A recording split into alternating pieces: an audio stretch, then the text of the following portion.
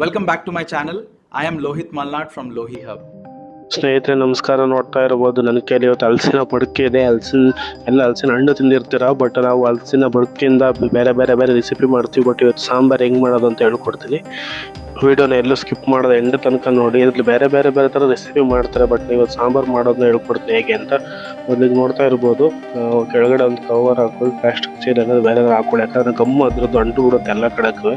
ಅದಾದ ನಂತರ ನಾವು ಕಟ್ ಮಾಡೋದು ನೋಡ್ತಾ ಇರ್ಬೋದು, ಹೇಗೆ ಕಟ್ ಮಾಡ್ತಾ ಇದ್ದೀವಿ ಇಂಥ. ಕಟ್ ಮಾಡೋದೇ ಒಂದು ಸ್ವಲ್ಪ ಡಿಫಿಕಲ್ಟ್ ಆಗಿರುತ್ತೆ. ಕೈಗೆಲ್ಲ ಆಯಿಲ್ ಹಾಕೊಳ್ಳಿ ಅಂದರೆ ಗಮ್ಮು ಅಂಟ್ಕೊಬಿಡುತ್ತೆ.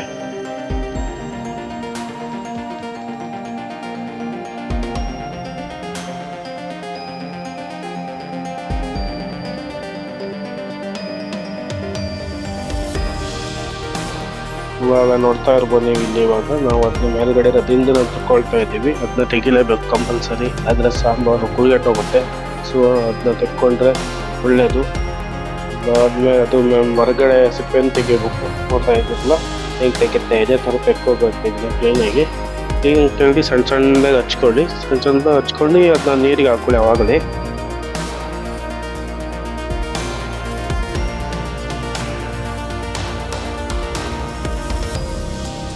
ಇವಾಗ ನಾವು ಆಲ್ರೆಡಿ ಒಗ್ಗರಣೆಗೆ ಒಣಮೆಣಸಿನ್ಕಾಯಿ, ಬೆಳ್ಳುಳ್ಳಿ ಮತ್ತು ಸಾಸಿವೆ ಸ್ವಲ್ಪ ಹಾಕ್ಕೊಂಡು, ಕರಿಬೇವು ಹಾಕ್ಕೊಂಡು ಫ್ರೈ ಮಾಡ್ಕೊಂಡಿದ್ದೀನಿ ಆಲ್ರೆಡಿ. ಇವಾಗ ನಾನು ಫ್ರೈ ಮಾಡ್ಕೊಂಡು ನೋಡ್ತಾ ಇರ್ಬೋದು.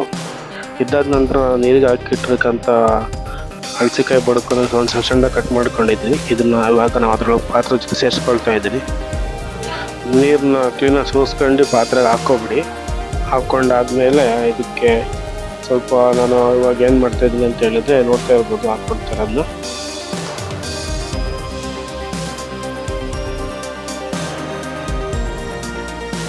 ಇದಾದ್ಮೇಲೆ ನಾನು ಇವಾಗ ಏನು ಮಾಡ್ತೀನಿ ಅಂತ ಹೇಳಿದ್ರೆ, ನಾನು ಇದಕ್ಕೆ ಮಿಕ್ಸಿಗೆ ಕಾಳನ್ನ ಬೇಯಿಸಿಟ್ಕೊಂಡಿದ್ನಿ.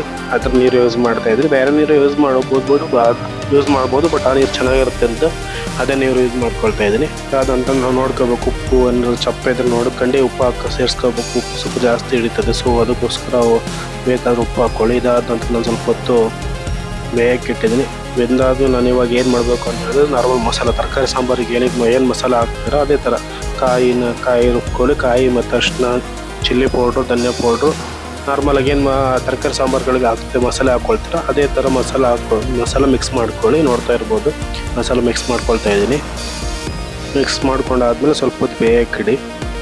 ಒಂದು 5-10 ನಿಮಿಷ ಸಾಕು, ಯಾಕಂದ್ರೆ ಆಲ್ರೆಡಿ ಬೆಂದಿರುತ್ತಲ್ಲ, ಸೊ ಅದಕ್ಕೋಸ್ಕರ.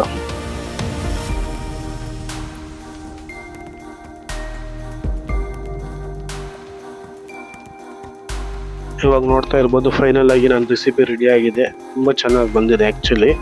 ಇದು ನಾವು ಎಲ್ಲದ್ರ ಜೊತೆ ಟ್ರೈ ಮಾಡ್ಬೋದು. ಆ್ಯಕ್ಚುಲಿ ನಮ್ಮ ಕಡೆ ಎಲ್ಲ ಕಡುಬು ಇಲ್ಲ ನೀರು ದೋಸೆ, ಅಕ್ಕಿ ರೊಟ್ಟಿ ಜೊತೆ ತುಂಬ ಚೆನ್ನಾಗಿರುತ್ತೆ. ನೀವು ಸಿಕ್ಕಿದ್ರಲ್ಲಾದ್ರೂ ಒಂದ್ಸಲ ತಗೊಂಡು ಇದೇ ಥರ ಟ್ರೈ ಮಾಡಿ ನೋಡಿ, ತುಂಬ ಚೆನ್ನಾಗಿ ಬರುತ್ತೆ. ಇದರಿಂದ ಕಬಾಬು ಇಲ್ಲಾಂದರೆ ಫ್ರೈ ಥರನೂ ಮಾಡ್ತಾರೆ, ಸಾಂಬಾರು ಥರನೂ ಮಾಡ್ತಾರೆ, ಕಬಾಬ್ ಮಾಡ್ತಾರೆ, ತುಂಬ ಚೆನ್ನಾಗಿರುತ್ತೆ. ನೀವು ಒಂದ್ಸಲ ಟ್ರೈ ಮಾಡಿ ನೋಡಿ. ವಿಡಿಯೋ ಇಷ್ಟ ಆಗಿದ್ರೆ ಲೈಕ್ ಮಾಡಿ, ಹಾಗೆ ಸಬ್ಸ್ಕ್ರೈಬ್ ಮಾಡಿ. ಮತ್ತೆ ಸಿಗೋಣ, ಬಾಯ್.